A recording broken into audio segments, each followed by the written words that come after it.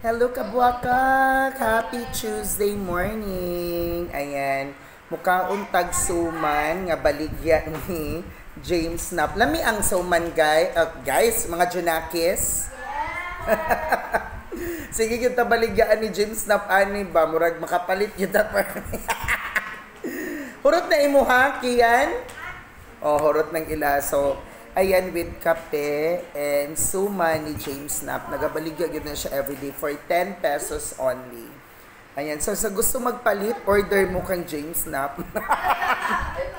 Kasi 100 pesos niya na siya, 15 pesos daw. Ayan. Love it. Lamian man gyud pud sila. Lami siya, lami. Lami siya hana. Oh, so magpalit pud mo no para matabangan nato si James Nap sa iyahang suman. Unsa? Naash, yes, para naapod siya halin. Ah.